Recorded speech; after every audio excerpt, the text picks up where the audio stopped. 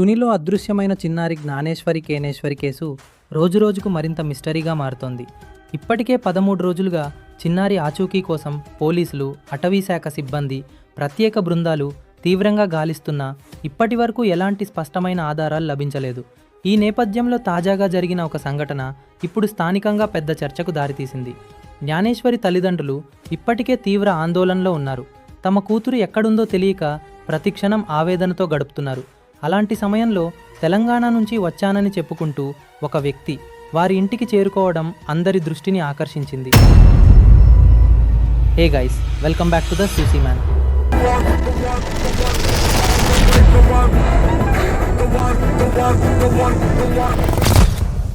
ఆ వ్యక్తి తన పేరు తిమ్మప్ప అని చెప్పాడు.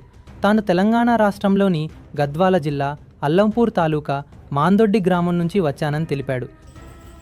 మీ పేరేం పేరు? నా పేరు తిమ్మప్ప. ఏ ఊరు నుంచి వచ్చారు మీరు?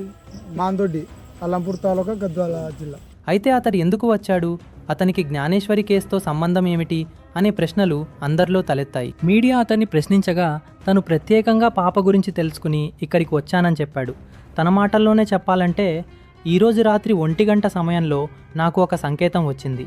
ఆ శక్తి మన బిడ్డను మనకు అప్పగిస్తుందా లేదా అన్నది ఈరోజే తేలిపోతుంది. ఈరోజు వస్తే వస్తుంది, లేకపోతే ఇక దొరకదు అని అన్నాడు. మరి తిరిగి ఈరోజు రాత్రి 1 గంట కల్లా తిరిగి ఆ శక్తి మన బిడ్డను మనకి ఇడిచిపోవాలా, లేదంటే పూర్తిగా లేదు, ఇంకా రాదు. అతని మాటలు అక్కడ ఉన్నవారిని ఆశ్చర్యానికి గురిచేశాయి.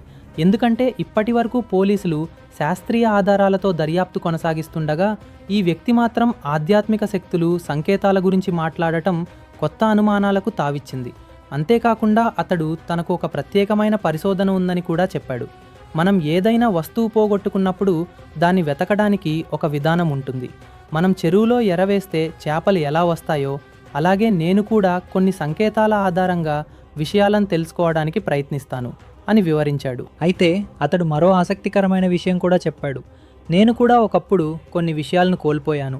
ఆ సమయంలో కొన్ని శక్తుల కారణంగా వాటిని తిరిగి పొందలేకపోయాను. అందుకే ఇప్పుడు నా జ్ఞానంతో, నాకు వచ్చిన సంకేతాలతో ఇక్కడికి వచ్చాను అని చెప్పుకొచ్చాడు. అంటే నా పరిశోధన జ్ఞానం కోల్పోయినా అనుకో, అంటే ఏదో ఒకటి మన డిస్టర్బ్ మనకు అయిందనుకో, అక్కడ దాన్ని మనం తీసుకురాలేమన్నమాట. ఇప్పుడు మనం ఏదో బోలా వేస్తే చేపలు ఎట్లా వస్తుందో అది ఆ ప్రకారంగా నాకు గుణ. అంటే నేను కోల్పోయాననుకో, ఆ శక్తి వలన తీసుకురాలేకపోతాను. మీరు పాపను తీసుకురావడానికి వచ్చారా అని ప్రశ్నించగా, అవును, నా జ్ఞానం నన్ను ఇక్కడికి తీసుకొచ్చింది. ఈరోజు పాప దొరికితే దొరుకుతుంది, లేదంటే ఎవరికీ దొరకదు అని సమాధానం ఇచ్చాడు. అయితే ఈ వ్యాఖ్యలు వినగానే స్థానికుల్లో అనేక సందేహాలు వ్యక్తమయ్యాయి. అసలు ఈ వ్యక్తి ఎవరు, అతనికి నిజంగా ఏమైనా సమాచారం ఉందా, లేక కేవలం తన నమ్మకాల ఆధారంగా మాట్లాడుతున్నాడా అనే చర్చ మొదలైంది. మీరు ఈరోజు పాపను తీసుకురావాలని వచ్చాను. అది నా జ్ఞానంతో వచ్చిందనుకో ఈరోజు వస్తుంది, లేదంటే రాదు, ఎవరికి దొరకదు నా పాపంగా అయితే. స్థానికులు వెంటనే ఈ విషయాన్ని పోలీసుల దృష్టికి తీసుకెళ్లారు. సమాచారం అందుకున్న పోలీసులు అతడిని అదుపులోకి తీసుకుని విచారించినట్టు తెలుస్తోంది. అతడిక్కడికి ఎందుకు వచ్చాడు, అతనికి కేసుకు సంబంధించిన ఏదైనా సమాచారం ఉందా, లేక ప్రజలను తప్పుదోవ పట్టించే ప్రయత్నమా అనే కోణాల్లో పోలీసులు ఆరా తీస్తున్నారు. మరోవైపు జ్ఞానేశ్వరి కోసం గాలింపు చర్యలు మాత్రం యథావిధిగా కొనసాగుతున్నాయి. వందలాది మంది సిబ్బంది అటవీ ప్రాంతాలు, కొండలు, పామాయిల్ తోటలు, పరిసర ప్రాంతాలను జల్లెడపడుతున్నారు. డ్రోన్లు, నైట్ విజన్ కెమెరాలు, ప్రత్యేక సాంకేతిక పరికరాలను కూడా వినియోగిస్తున్నారు. ఇప్పటి వరకు చిన్నారి ఆచూకీ లభించకపోవడంతో కుటుంబ సభ్యుల ఆవేదన మరింత పెరుగుతోంది. గ్రామస్తులు కూడా చిన్నారి సురక్షితంగా తిరిగి రావాలని ప్రార్థిస్తున్నారు. ఇక ఈ తిమ్మప్ప అనే వ్యక్తి చెప్పిన మాటల్లో ఎంతవరకు నిజం ఉంది, అతడు చెప్పిన సంకేతాలేంటి, అతని రాక వెనుక అసలు ఉద్దేశ్యం ఏమిటి అనే విషయాలు ప్రస్తుతం పెద్ద చర్చనీయాంశంగా మారాయి.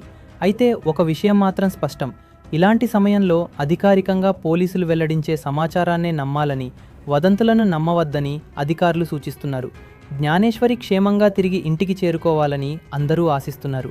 ఈ కేసులో ఏ చిన్న ఆధారం దొరికినా అది కీలకంగా మారే అవకాశం ఉంది. మరి రాబోయే రోజుల్లో ఈ కేసు ఎలాంటి మలుపు తిరుగుతుందో చూడాలి.